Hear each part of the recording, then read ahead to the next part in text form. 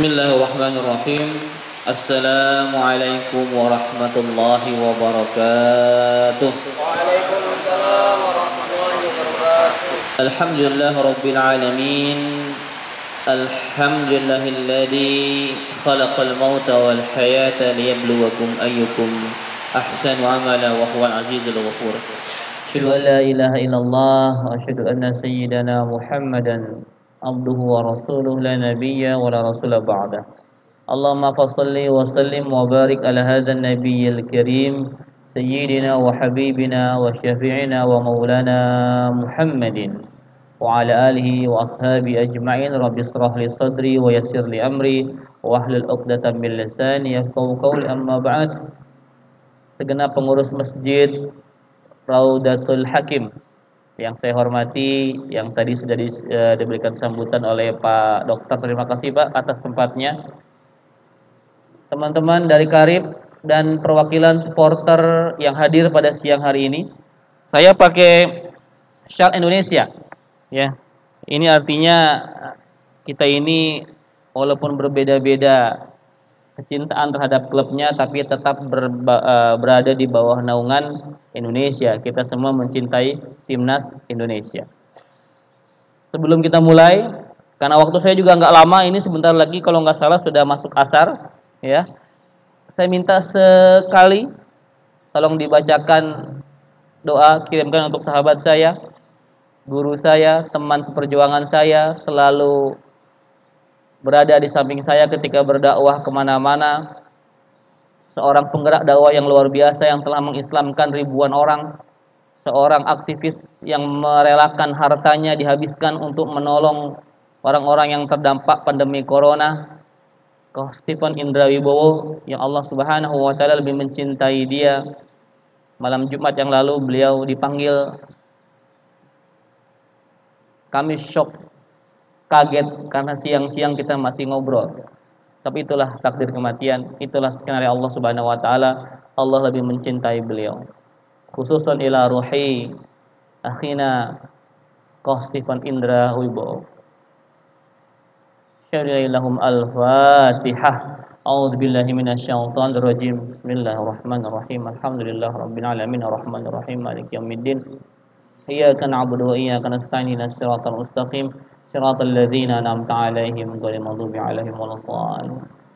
Fatihah yang kedua kita khususkan untuk saudara-saudari kita yang meninggal di tragedi Kanjuruhan yang sangat memilukan, yang sangat menyesakkan dada, yang sangat mengagetkan karena jumlahnya bukan kaleng-kaleng, jumlahnya luar biasa dahsyat, bahkan menjadi rekor nomor 2 terbesar sepanjang sejarah olahraga dunia. Kita doakan mereka semoga Allah ampuni dosa-dosanya, terima amal ibadahnya, diberikan kekuatan ketabahan untuk keluarga yang ditinggalkannya. Lahumul Fatihah. A'udzubillahi minasyaitonir rajim. Bismillahirrahmanirrahim. Alhamdulillahirabbil alamin arrahmanir rahim maliki yaumiddin. Iyyaka na'budu wa iyyaka nasta'in ihdinas siratal mustaqim. Siratal ladzina an'amta 'alaihim ghairil maghdubi 'alaihim waladdallin. Amin. Teman-teman sekalian, rahmat Allah Subhanahu wa taala, alhamdulillah. Ya. Tadi saya dengar ada beberapa perwakilan dari Bandung ya, akang-akang Persib ya pasti ya. Ini Viking apa Bobotoh apa-apa? Bobotoh, ya. Ada perwakilan dari Arema, PSIS, Dewa United, Persita, ada Persita, tuan rumah ada sini. Ada ya, alhamdulillah. Jackmania ada? Oh, tidak ya. Baik, yang sebagian juga masih di perjalanan, alhamdulillah. Ditanya, Ustadz pendukung mana? Saya ini orang tua ayah saya dari Jawa Timur. Artinya kalau nggak Persebaya, saya Arema atau Persik Kediri. Madura United, iya, masya Allah. Ibu saya orang Sunda, orang Bogor. Tapi saya bukan Persikabo juga. Kadang suka Persib, kadang Persikabo. Siapapun di Jawa Barat yang mainnya bagus saya dukung gitu ya.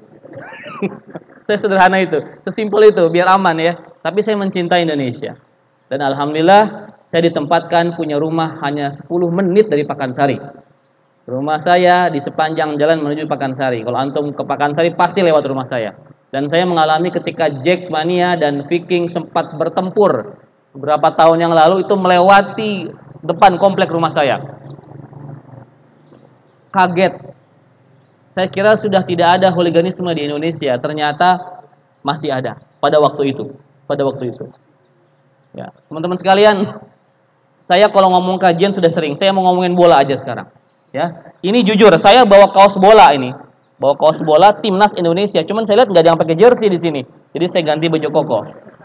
Cuman shalnya aja saya pakai shal timnas Indonesia. Teman-teman sekalian, ngomongin bola. Apakah Ustadz suka bola? Iya, saya suka bola. Dan banyak ustadz lain yang antum pasti kenal, Ustadz Kiai Habib suka bola. Bahkan ketika saya roadshow dengan kumpulan para ustadz dan habaib, ada seorang Habib yang bawa PS4 ke hotelnya. Dan dia, Ustadz, kosong nggak? Kita tanding FIFA sama PES. Itu Habib sangat terkenal, nggak perlu disebut namanya. Habib bola juga dia. Antum kenal pastilah. Ya, saya geleng-geleng kepalanya, Habib niat bener gitu loh. Bawa PS hanya untuk main bola. Kita gamenya hanya bola di hotel. Ketika Muslim United 2019 sempat mau digagalkan ya, itu ustadz-ustadz yang sudah berkumpul di sana bingung. Kita ngapain nih? Kajian nggak ada, ya kita ngumpul main bola. Saya, Habib Ali, Ustaz Handi Boni, Ustaz Felix, segala macam kita ngumpul main bola. Ya, kita ini ustadz, para asatidah, habaib, pecinta sepak bola. Sepak bola bagaimana hukumnya Ustadz? Oh, kalau yang bagi fanatik, wah nggak boleh sepak bola. Itu seperti menendang kepalanya Hasan Hussein katanya. Sepak bola itu seperti hobi yang lain, hukumnya mubah. Boleh, tapi bisa menjadi haram. Oh, teman-teman semua, ya. Hobi bola boleh. Bahkan bisa jadi sunnah, bahkan bisa jadi sebuah pahala loh. Ya. Kalau dengan bola itu ya bisa mempersatukan umat, ya itu menjadi pahala kebaikan-kebaikan. Karena setahu saya sepak bola Indonesia dan di beberapa negara lain itu adalah alat perdamaian. Di beberapa negara Afrika yang sedang konflik itu mereka konflik nggak bisa gencatan senjata, tapi ketika ada pemain bolanya ngomong, cep diam. Ya, di beberapa negara Afrika sedang konflik, itu tiba-tiba timnasnya sedang main di Piala Dunia. Selama timnasnya main di Piala Dunia itu gencatan senjata. Habis dia kalah perang lagi. Ya, artinya sepak bola bisa mendamaikan dan jadi alat perdamaian. Para tokoh sepak bola yang sudah pensiun sebagian bahkan terjun ke dunia politik. Ya, antum tahu ya, George Opong Manehwea, orang lama dia, George Weah itu idola saya. Saya Milanisti dan Mancunian.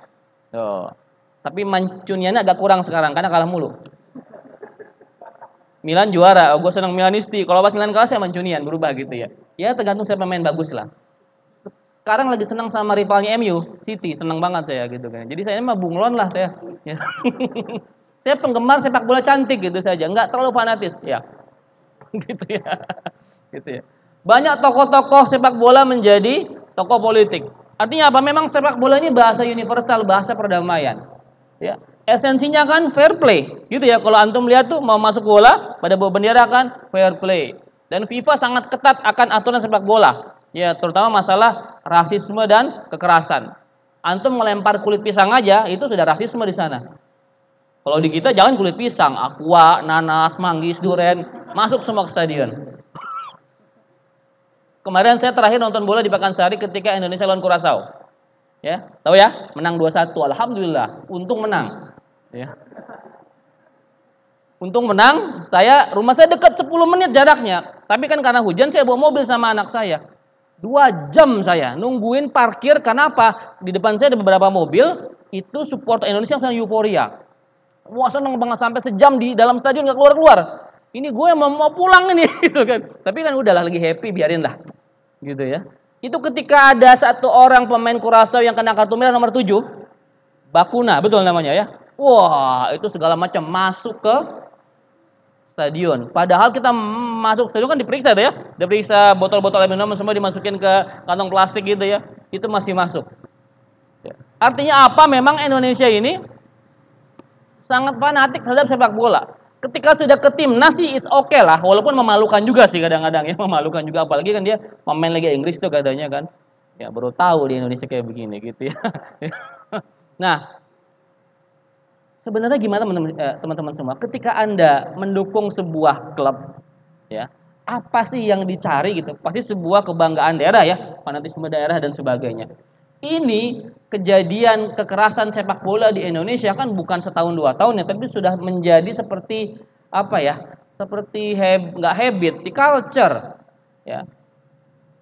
Seperti ada sebuah setting bahwa Bobotoh tuh harus fight sama The Jack begitu. Seperti ada sebuah setting Aremania itu akan bentrok dengan bonek ya. Seperti halnya kalau di luar negeri itu kalau ada derby yang panas tuh derbynya Milan ya, agak lumayan panas tuh ya. Kalau di Inggris tuh derbynya Liverpool sama Everton tuh lumayan panas tuh ya. Kalau City kan anak kemarin sore kalau City. Ya baru-baru aja dia kerennya gitu ya setelah dipinang sama orang Arab gitu kan. Dulu mah nggak dihitung tuh City ya. Sekarang Manchester is blue katanya. Oke lah. Kita ngalah ya gitu ya. Itu sudah terjadi turun menurun teman-teman semua. Apa sih yang menjadi dasar seseorang itu mencintai sebuah klub berlebihan? Kalau dalam bahasa agama ada namanya bahasa asobiyah. Ya. Asobiyah itu mencintai sesuatu yang berlebihan cintanya. Kita menyebutnya sebagai fanatisme. Boleh fanatisme ketika fanatisme itu membawa kepada kemaslahatan. Namun ketika sudah fanatisme itu membawa kepada kerusakan, ini yang harus kita hindari. Teman-teman semua, saya tahu Anda semua sangat mencintai klub Anda. Namun ketika sudah melakukan hal-hal di luar nalar, itu yang aneh. Ya. Saya nggak membahas tragedi Kanjuruhan ya. Nanti belakangan itu sudah ada domainnya TGPF ya gitu ya. Alhamdulillah tuh ya. Hasilnya cukup memuaskan saya. Saya baca statement Pak Mahfud cukup memuaskan. Saya membahas tentang sepak bola di Indonesia. Teman-teman semua, mohon maaf. Ini sebagai hikmah buat antum semua. Antum kalau nonton sepak bola, jam-jamnya itu jam malam begitu ya, atau kick off-nya ba'da maghrib. Musola di hampir setiap stadion itu nggak besar, betul ya? Ya, betul kan? Nih, ini sampaikan kepada semua operator stadion nih. Musola di stadion di Indonesia yang pernah saya kunjungin, saya sering berkunjung ke beberapa stadion, itu nggak gede. Ya, itu nggak gede, kalah sama masjidnya di Bayern Munchen di Allianz Arena. Oh, jauh banget saya ngomongnya ya. Nggak apa-apa. Negara yang minoritas muslim saja menyediakan bukan musola, agak kayak masjid dia di Allianz Arena. Ya, padahal yang Islamnya ya bisa kehitung pakai jari kan. Sedangkan kita yang mungkin 80-90% supporternya adalah muslim, itu disediakan musola kecil sekali. Kadang-kadang nggak ada sejadahnya, kadang-kadang bau apak, dan kadang-kadang keran air wudhunya itu nggak ada. Akhirnya dipastikan teman-teman sebagian besar yang nonton, kalau datangnya lebih awal, mereka akan melewatkan waktu sholat maghrib. Betul nggak? Ya, jujur saja lah. Karena nonton bola itu kan nggak langsung datang ya. Kadang-kadang 1 jam, 2 jam semuanya nyusun. Apalagi kalau anda ultras gitu ya. Wah, itu prepare-nya lama tuh gitu ya. Itu banyak yang melalaikan sholat wajibnya. Itu yang menjadikan sepak bola, mohon maaf nih, bagi para supporter dimanapun menjadi haram ketika anda meninggalkan sholat wajib. Haram nggak kira-kira? Haram. Jangan sepak bola apapun jadi haram kalau meninggalkan sholat. Ya, saya membayangkan gitu di setiap stadion di Indonesia menyediakan ruang masjid yang besar dan nyaman untuk sholat. Dan di situ saya mengimpikan ada kajian rutin buat supporter. Kan keren. Ya, karena kan bola bisa mempersatukan kita, bisa ngumpulin anak-anak muda. Ya. Selain untuk membela klubnya, kenapa nggak kita arahkan untuk kebaikan-kebaikan? Kalau ada di situ tempat ruangan-ruangan. Tapi permasalahannya, hampir semua stadion di Indonesia itu bukan punya klub. Ya, yang punyanya ya Pemdanya, Pemkotnya. Cuman satu yang diberikan kewenangan untuk mengelola stadion. Siapa? Bali United. Ustaz kok tahu? Gue pengamat bola bro. Ya, saya tahu sepak bola. Hanya satu klub yang diberikan otoritas untuk mengelola stadion oleh Pemda Gianyar. Dia adalah Bali United. Karena itu keren mereka. Mereka memasang semua segala macam CCTV segala kemana untuk menunjang supporter Bali supaya nggak ada kerusuhan dan sebagainya. Sedangkan sebagian besar klub yang lain itu adalah nyewa ke Pemdanya. Ketika sarana stadionnya nggak layak begitu ya, itu kan nggak mungkin klub ngucurin duit buat masang CCTV dan sebagainya. Lo bukan punya gue stadionnya, gitu kan? Ini permasalahan juga. Ya, saya mengimpikan setiap klub di Indonesia menjadi operator stadionnya masing-masing dan pasti mereka akan mempercantik itu. Ya. Ketika saya masuk ke stadion di luar negeri itu kayaknya ngiri banget, ya Allah, enak begitu loh, rapi, tertib, scan-nya juga enak gitu loh, nggak ada dempet-dempetan, pokoknya semua tenang. Jadi sepak bola di luar negeri itu bisa menjadi rekreasi. Ya, bawa anak, bawa istri, bawa apapun aman di sana. Walaupun stadionnya nggak ada jogging tracknya tuh, nggak ada running tracknya ya. Jangan kalau antum lihat Liga Inggris ya, itu stadion langsung tuh sama lapangan bolanya. Antum mau tendangan kungfu Eric Cantona itu nyampe tuh. Ya, tahu nggak kasus tendangan kungfu Eric Cantona? Itu kan stadion cuma dibisain sama billboard doang kan, kena dia nendang. Kalau di kita aja kan dibedain tuh ada lumayan berapa 10-20 meter mungkin ya, ada jogging track di situ, ada buat lari di situ. Ya, masih loncat juga, Allahu Akbar. Ya, ini stadion, ini menjadi PR kita. Masukan ya buat Pak Ketua Umum PSSI yang nggak mau mundur, ya. Itu saya nulis satu di Twitter berkali-kali. Saya sampai bilang begini, kalau antum ikut sosmed saya ya, di Twitter, di IG saya bandingin sama PM Korsel dan banyak lagi pejabat yang lain ya.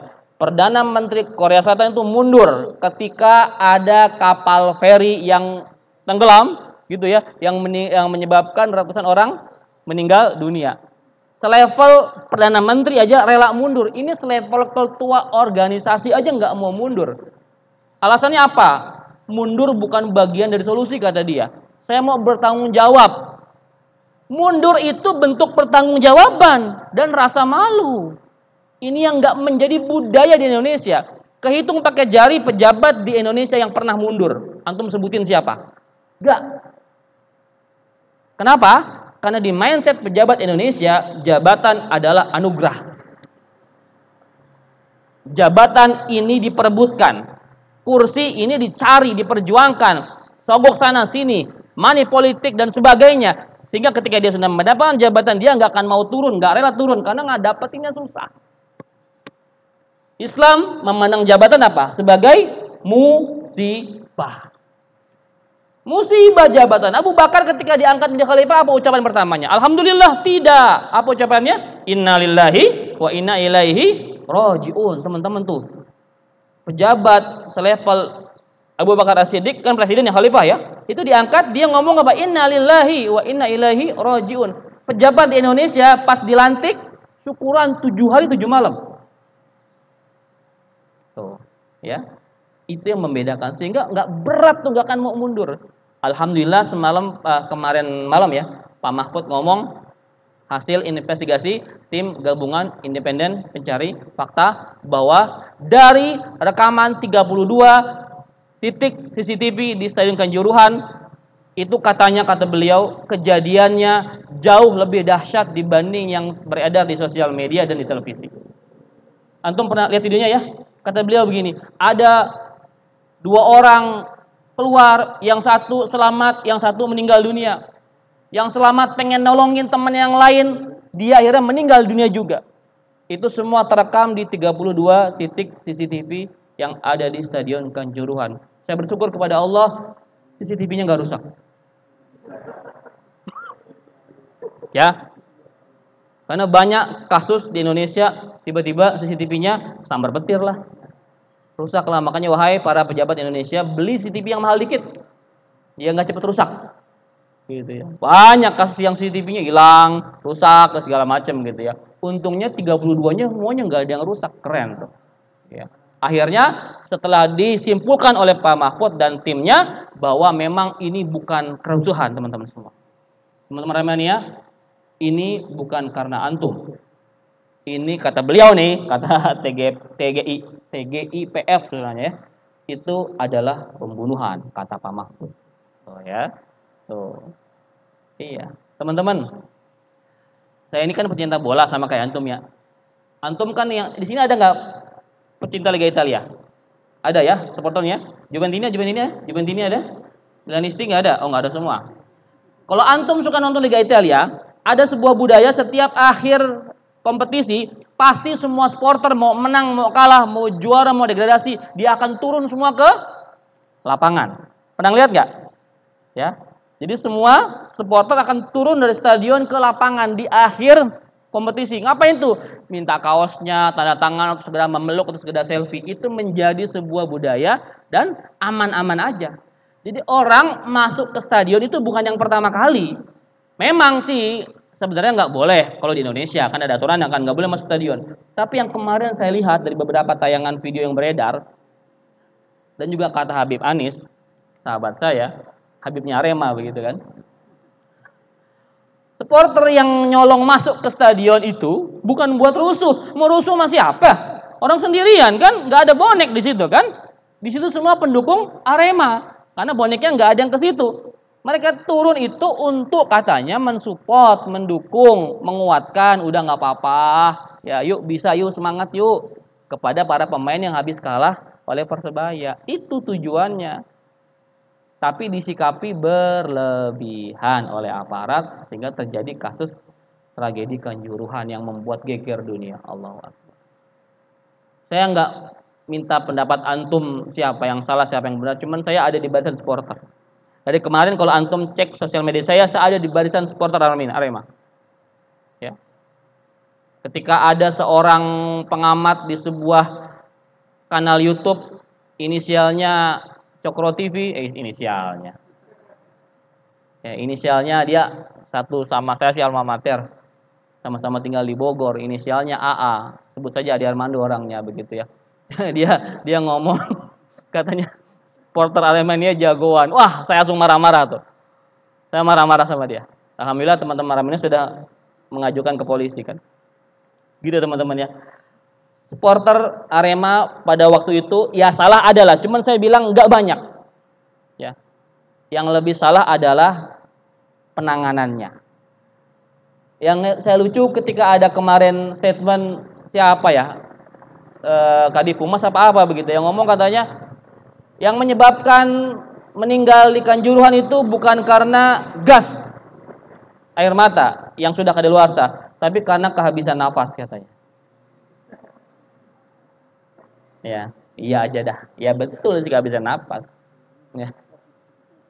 Ada yang komentar, itu yang menyebabkan pembunuhan juga bukan karena ketusuk, tapi karena kehabisan darah begitu kan? Teman-teman semua, ya itulah. Ya, oke lah itu sudah lewat. Sekarang apa nih yang harus kita lakukan ke depan teman-teman semua? Ya, teman-teman semua, wahai para pionir supporter di Indonesia, ya mendukung timnya silahkan. Ya, dengan yel-yel, dengan nyanyian, dengan orasi silahkan, mau pakai gendang, mau pakai apa saja, jangan pakai kembang api karena nggak boleh begitu. Silahkan, kreatif senang. Supporter Indonesia itu supporter paling kreatif. Enak banget kalau ngelihat supporter Indonesia itu senang banget saya. Kalau di luar negeri mah supporternya begitu-begitu aja, agak kaku, kalah sama koreografernya Indonesia. Ya. Makanya antum tuh keren sebenarnya. Nah, jangan sampai yang keren-keren yang bagus-bagus kayak gini ketutup oleh anarkisme. Gitu ya. Makanya tolong teman-teman semua lebih filter ya sama member supporternya. Akang punten. Ada datanya Kang ya, supporter yang masuk ya. Ya datanya dilihat itu kalau ada yang berbuat masalah dikenakan sanksi gitu kan Kang ya. Karena kita juga nggak selamanya harus benar Kang. Kalau ada yang salah diingatkan Kang. Bahkan di luar negeri ada yang salah disanksi tuh. Seumur hidup nggak boleh masuk stadion. Ada datanya. Ya. Buat kajian-kajian rutin untuk menyentuh rohani anak-anak supporter bola. Kita boleh mendukung bola, tapi juga jangan berlebihan, jangan anarkis dan sebagainya. Yang lebih penting apa? Ya, bola itu dijadikan sebagai alat pemersatu ukhuwah. Ya, kita bersatu, ya, jangan sampai pecah gara-gara sepak bola. Wajarlah mendukung tim, tapi jangan berlebihan. Gitu ya, teman-teman. Ke depan saya minta antum semua menjadi pionir-pionir perdamaian supporter di Indonesia. Baik, itu bahasan sepak bolanya. Sekarang bahasan agamanya teman-teman semua.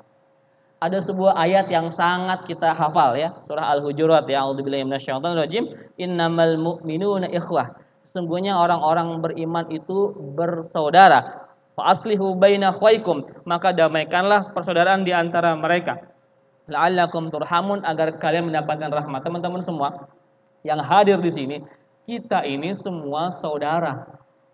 Ya, kalau antum sudah ngecap asyhadu alla ilaha illallah wa asyhadu anna muhammadar rasulullah, maka artinya antum semua bersaudara. Itu ukhuwah Islamiyah. Sama yang non muslim, antum juga punya hubungan saudara sebagai saudara sesama anak bangsa. Namanya ukhuwah wataniyah. Ada ukhuwah Islamiyah, ada ukhuwah wataniyah. Jangan sampai gara-gara bola itu semua terpecah belah, teman-teman semua. Innamal mu'minuna ikhwah. Sesungguhnya orang beriman itu bersaudara. Apa sih ciri-ciri orang beriman itu? Rasul menggambarkan, ini cocok banget sama supporter bola nih, saya lihat nih. Ada 4 ciri-ciri orang beriman dalam sebuah hadis sahihnya. 4 ciri-ciri orang beriman. Kata Rasulullah, man kana yu'minu billahi wal yawmil akhir, kata Rasul, barang siapa beriman kepada Allah dan hari akhir, yang pertama apa? Fala yu'dhi jarah, maka dia tidak menyakiti tetangganya. Wahai para supporter di Indonesia, jangan sakiti tetangga Anda. Jangan sakiti tetangga Anda. Artinya apa? Jangan sakiti supporter yang menjadi tetangga Anda. Fala yu'dhi jarah. Ya, Persikota sama Persita, ya jangan saling menyakiti. Kalau Persib sama siapa ininya? Derbinya. Dulu sama Persikap, masih ada Persikap. Masih ada, jangan saling menyakiti. Kalau di Jakarta juga udah nggak ada dia. Jakarta udah nggak ada ya. Kalau di Jawa Timur banyak nih, sama Arema, sama Persebaya, sama Persik, sama Madura United ya. Dulu bahkan ada Mitra FC yang sebagainya. Jangan saling menyakiti. Sama tetangga jangan saling menyakiti. Ketika derby jangan menyakiti. Ya. Ya. Karena banyak loh kejadian kerusuhan itu adalah kejadian derby, teman-teman semua. Kan derby satu kota. Ya. Tetangga itu deketan itu, teman-teman semua. Kok masih bisa berantem sih? Ya. Yang hot itu selalu derby. Kenapa sih?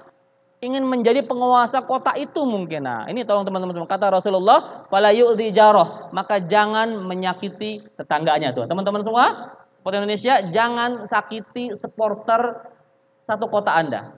Ketika derby yang adem. Gitu ya. Ya, derby yang adem. Derby yang bagus itu derby apa ya kalau di luar negeri itu ya? Yang kalem gitu derbynya. Apa ada yang tahu nggak teman-teman semua?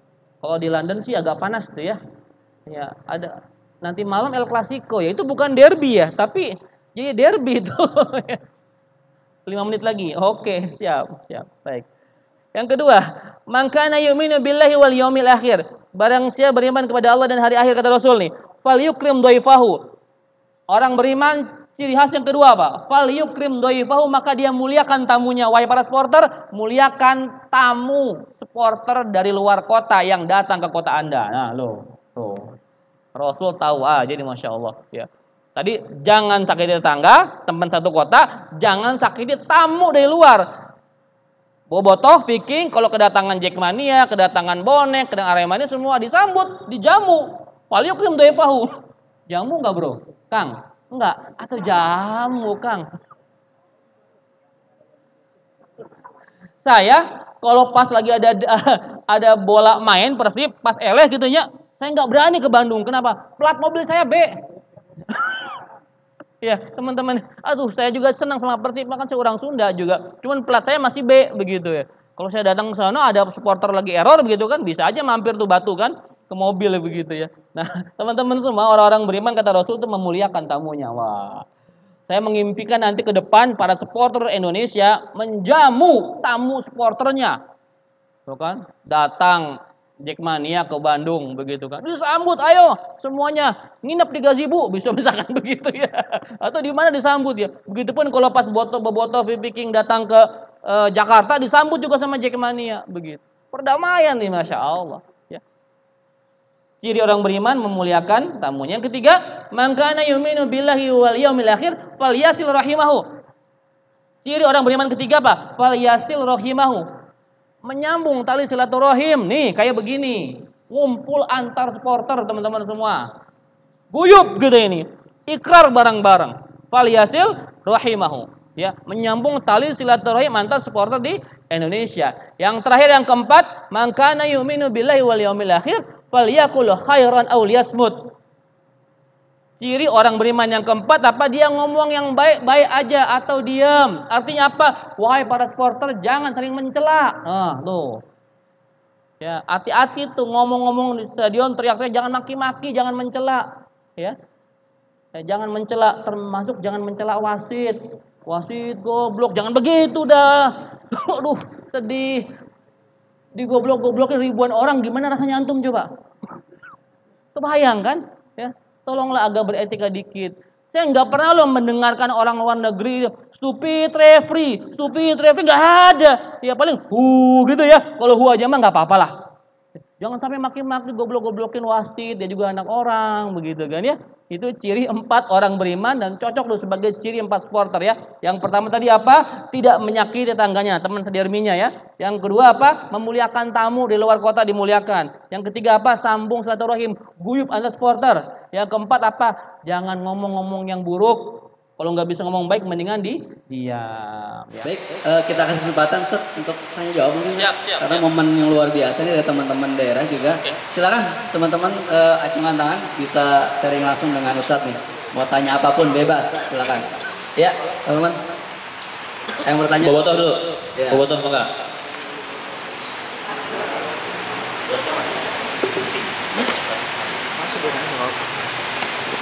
Oke, Pak Ustadz. Assalamualaikum warahmatullahi wabarakatuh. Assalamualaikum warahmatullahi wabarakatuh. Saya Dani dari Perwakilan Bobotoh, Tangerang Selatan. Mau nanya nih Pak Ustadz, gimana hukumnya kalau di stadion kita sholat tapi kita nggak tahu arah kiblatnya kemana? Iya. Terima kasih. Tapi di dalam stadion kan, kalau dalam stadion kan kita masa sholat isya nih, kan kita udah Di masuk. stadion apa di musolanya? Di dalam stadion. Stadion. Ya, Kalau sholat karena misalnya kita kalau mainnya malam nih jam 8, kemungkinan jam 6 kita udah masuk, udah sholat maghrib, Oke. berarti kita lupa sholat isya gitu kan. Nah. Terima kasih. Oke. Antum lagi duduk di tribun gitu. Salat. Gimana salatnya antum? Duduk berdiri. Diri. Sujudnya kemana? Emang bisa sujud? Ada, bisa ya. Enggak tahu arah kiblatnya. Kan punya kompas, ada handphone. Mati. Sinyal mati. Sinyal susah. Nanya nggak bisa. Bismillah. Allah itu di mana, Pak? Dimanapun kita, Allah pasti ada begitu ya. Masalahnya ketika antum nggak tahu, itu menjadi excuse. Boleh kalau orang nggak tahu mah aman aja. Nah, besok-besok cari tahu tuh. Cari tahu kiblat di sini tuh sebelah mana begitu kan ya. Cari kiblatnya. Kalau tahu ulangi lagi sholat, tapi kalau nggak tahu, insya Allah maafkan. Ya, jadi saya belum pernah tuh dalam stadion sholat. Saya biasanya kamu sholat dulu kalau sholat. Antum stadion ada bangku nggak? Oh, di belakangnya yang pas ininya ya, ada ininya ya. Oh, betul. Wudunya ada toilet ya, alhamdulillah. Ya, itu juga nih PR buat Stadion Indonesia, tolong toiletnya dibagusin gitu loh. Jangan kadang-kadang suka mati air tuh, kadang Pekansari tuh yang dibangga-banggakan sama Pak Ketua PSSI itu airnya susah. Ya. Gitu harus susah gitu kan ya. Karena kata beliau JIS itu nggak masuk standar katanya JIS itu. Bingung saya kadang-kadang. Di situ bagus banget menurut saya tapi nggak masuk standar. Oke lah. Ya, baik ya. Gitu ya bro ya. Diusahakan cari tahu dulu. Kalau nggak tahu ya insya Allah maafkan.